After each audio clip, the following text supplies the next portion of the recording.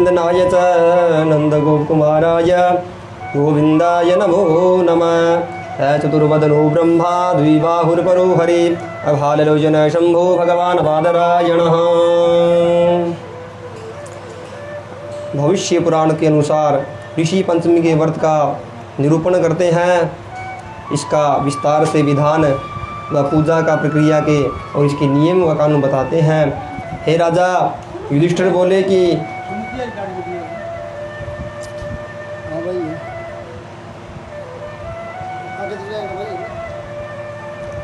हे देव, आपके कहे बहुत से व्रत सुने, अब आप पाप विध्वंसक किसी दूसरे व्रत को सुनाओ। श्री कृष्ण बोले कि हे राजेंद्र, मैं अब और भी एक ऋषि पंचमी के व्रत को कहता हूँ, जिसके करने से स्त्रियों के सब पाप नष्ट हो जाते हैं। राजा युधिष्ठिर ने पूछा कि वह पंचमी कौन सी है, उसका नाम ऋषि पंचमी क्यों है, उसका नाम ऋषि पंचमी क्यों पड़ा है। हे यदुनंदन, इस व्रत का ऐसा प्रभाव कैसे है जिसकी करने से स्त्रियों के सब पाप पातक छूट जाते हैं। हे प्रभु, पाप तो बहुत प्रकार के होते हैं, उन पापों से स्त्री ऋषि पंचमी के दिन व्रत करने से ही कैसे छूट जाती है, इसमें क्या रहस्य है, कृपया इस गूढ़ रहस्य को बताइए। श्री कृष्ण बोले, हे राजन, जान व अनजान से रजस्वला हुई दुष्टा स्त्री घर के कामों की परतंत्रता से घर के पात्रों को छूती है, इससे उसको महान पाप लगता है, मरने पर नरक की प्राप्ति होती है। इसका जो कारण है उसे सुनो। इसे रजस्वला स्त्री ऐसी दूषित होती है। हे भारत, ब्राह्मण, क्षत्रिय, वैश्य और शूद्र को चाहिए कि रजस्वला स्त्री को घर से अलग करें। पहले देवराज इंद्र वृत्रासुर को मारकर ब्रह्महत्या करने के दोष को भागी हो गए थे।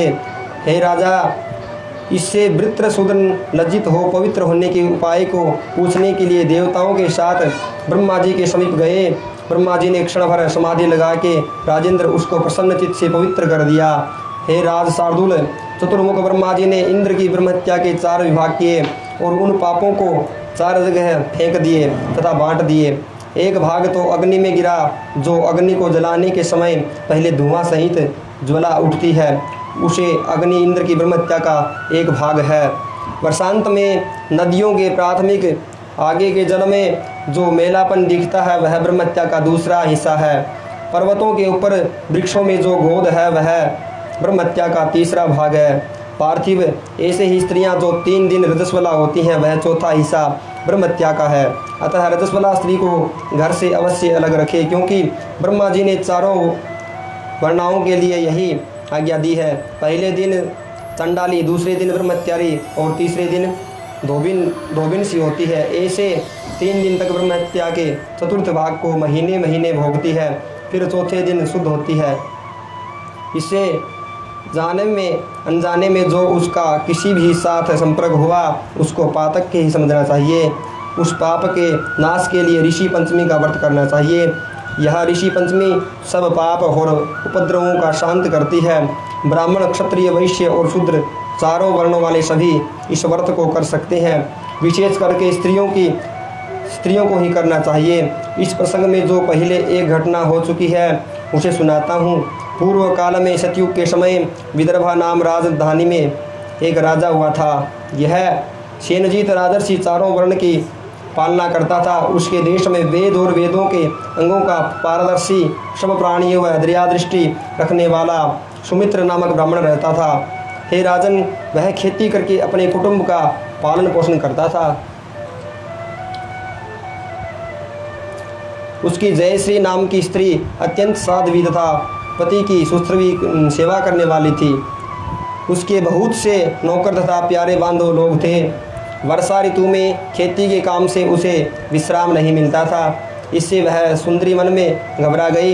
एक दिन उसने अपने ऋतुकर्म को प्राप्त हुआ देखा, वह रजस्वला होकर भी वह अपने घर के कामों को करती रहती है।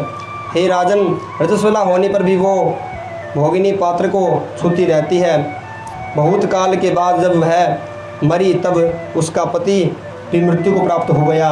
हे राजन, ऐसे वे दोनों स्त्री पुरुष अपने किए कर्मों के अनुसार लोकांतर के पथिक हो गए। उस ब्राह्मण की जय श्री नाम की स्त्री ने रजस्वला होने पर भी जो पात्रों को स्पर्श किया था, उस दोष से वो कुतिया बनी।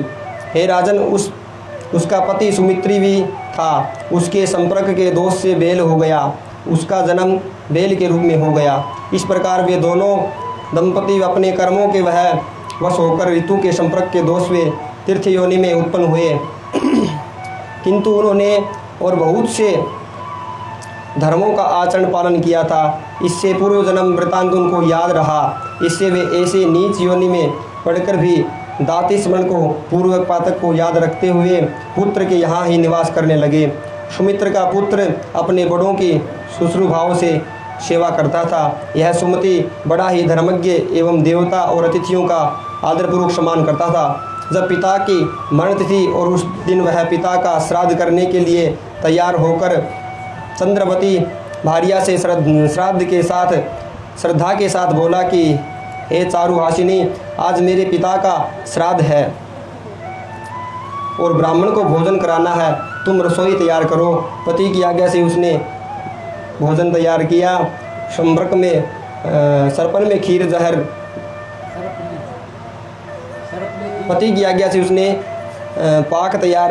खीर तैयार किया और उस खीर में सर्प ने जहर मिला दिया, वह जहर घोल दिया। सुमति की जो माता कुती थी वहाँ रहती थी, उसने देख लिया। उसने मन में विचार किया कि मैंने रजस्वला होकर भी भांडों से हाथ लगाया था, इसी से मैं कुत्ती बनी। इस खीर को यदि ब्राह्मण लोग खाएंगे तो पुत्र ब्रह्महत्या का पातक ही होगा, मेरे पुत्र को दोष लगेगा। इस कारण उस कुत्ती ने खीर के पात्रों में मुख लगा दिया। चंद्रवती ने यह देख लिया और उसने जलती हुई लकड़ी उसके सिर में मार दी। फिर उस सुमध्यान में अन्न को दूर गेर पात्रों को घोर दिया।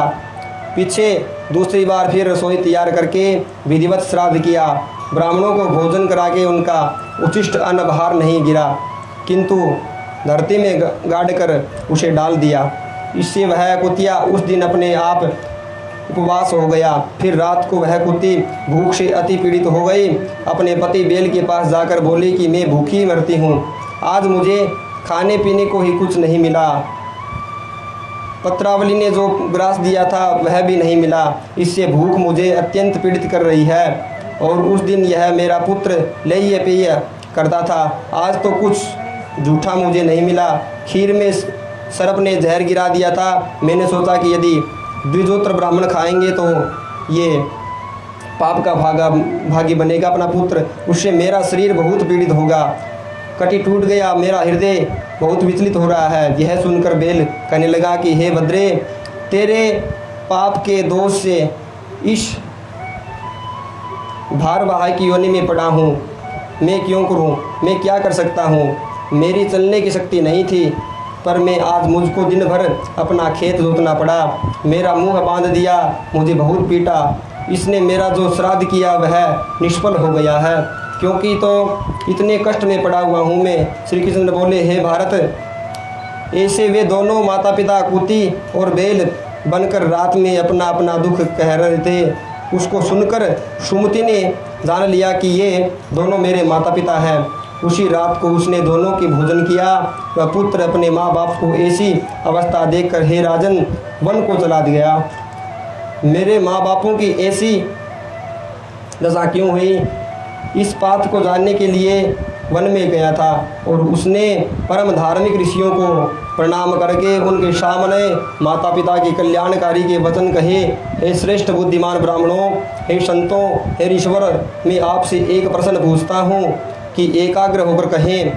हे तपोधनी, किस कर्म विपाक में मेरे माता पिता इस दशा को प्राप्त हुए हैं, उन्हें इस कष्ट से कैसे छुटाऊँ। भगवान कृष्ण बोले, उस दुखित सुमति के ऐसे वचनों को सुनकर दयालु सर्वज्ञ सर्वतपा नामक ऋषि ने उसके माता पिताओं की मुक्ति का उपाय बताया कि हे विप्र, पहले जन्म में अपने घर में तेरी माता ने बाल भाव के कारण ही प्राप्त हुए ऋतुकाल को जानकर भी हे द्विज संपर्क कर लिया था। उसी कर्म विपत्ति की वह कुतिया बनी है। आपका पिता भी स्पर्श दोष से बेल हो गया है। इन दोनों को इससे छुटकाने के लिए ऋषि पंचमी का विपेंद्र स्त्री के साथ ऋषियों का पूजन करके प्रयत्न के साथ 7 वर्ष तक इस व्रत को करना चाहिए। लोभ को छोड़कर अंत में उद्यापन और शाकाहार करना चाहिए। निवार या श्यामक कायम के लेने चाहिए अथवा कंद फल इत्यादि खाने चाहिए।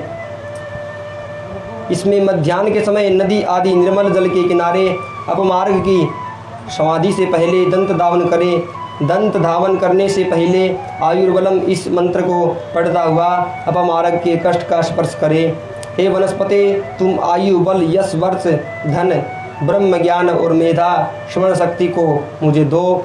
दंत धावन के समय मन में यह भावना रखें कि मुख की दुर्गंधि दूर हो जाए एवं दांतों के साफ होने के लिए गात्रों के षष्ठीवन एवं पातन द्वारा शुद्धि के लिए दंत धावन करता हूँ। इस प्रकार अपमार्ग के काश से दांतों को मलकर कुल्ला दातन करें, स्नान करें। पीछे तिलों की और आंवले की पीठी लगाकर केसों के मेल को अच्छी तरह धोकर समाहित हो दो। नूतन वस्त्र नवीन वस्त्र धारण करें। फिर अरुंधति सहित सप्त ऋषियों का पूजन करें। वे 7 ऋषि यह हैं: कश्यप, अत्रि, भरद्वाज, विश्वामित्र, गौतम, जमदग्नि, भगवान वशिष्ठ और 8वीं अरुंधति प्रतवा पतिव्रता महाभागा अरुंधति। इनका पूजन करके इन नामों से मंत्र कल्पना करके समाहित होकर और ओम भूर्भुवस्सुः कश्यपाय नमः, ओम भूर्भुवस्सुः जमदग्नये नमः सबको आवाहन करें, सबका आवाहन करें और स्थापन करें, उनका पूजन करें। ऐसी मन में भावना करते हुए इत्यादि रूप से नाम मंत्रों की कल्पना करके अरुंधति सहित सप्त ऋषियों का पूजन करना चाहिए। ऋषि पंचमी के व्रत के करने से सर्वथा ऋतुकाल के संपर्क का पातक अवश्य नष्ट हो जाता है। श्री कृष्ण बोले कि सर्वतपा ऋषि के उत्तम वचनों को सुनकर सुमति अपने घर पर आया। फिर श्रद्धान्वित होकर उसने अपनी भार्या के साथ उसी विधि से समस्त पापों को नाश करने वाला ऋषि पंचमी का व्रत किया। जैसे सर्वतमा मुनि व्रत ने कहा था, ठीक उसी रीति से उस सुमति ब्राह्मण ने ऋषि पंचमी के व्रत को 7 वर्ष तक करके उद्यापन के बाद उसका पुण्य काल अपने माता पिताओं के लिए दे दिया। इसके मिलने से उसकी माता जयश्री पुत्री की योनि में छुटकर नृपति साधुर उत्तम विमान चढ़ गई, दिव्य वस्त्रादियों को भूषित हुई, विमान पर चढ़ स्वर्ग में चली गई। हे महाराज, वह सुमति पिता भी बैल की योनि से छुटकर स्वर्ग पहुंच गया। कायिक वाचिक तथा मानसिक जो पाप हो वे सब ऋषि पंचमी के व्रत करने से विलीन हो जाते हैं। इस व्रत को पुण्य फल होता है, उसे मैं सुनाता हूँ, आप सुने। दूसरे जो व्रत हैं उन सब के करने से तथा सब तीर्थों के सेवन एवं दोनों के करने से जो पुण्य होता है वह सब एक ऋषि पंचमी की व्रत अनुष्ठान मिलता है। जो स्त्री इस व्रत को करती है वह सदा सुख भोगने वाली होती है, सदा पति को प्राण प्रिय वाली होती है एवं पुत्र पौत्रादि शालिनी होती है, इस लोक में सदा सुख भोग करने वाली होती है। हे राजन, मैंने व्रतों में उत्तम व्रत तुम्हारे लिए कहा है। हे युधिष्ठिर, यह व्रत सब संपत्तियों का देने वाला है, स्त्रियों के पापों को नाश करने वाला है तथा स्वर्ग पुत्र सुख का देने वाला है। इस व्रत की कथा को जो पढ़ते हैं सुनते हैं उनके सब पाप नष्ट हो जाते हैं। यह भविष्य पुराण की कथक है। बोलिए सप्तऋषि भगवान की जय हो।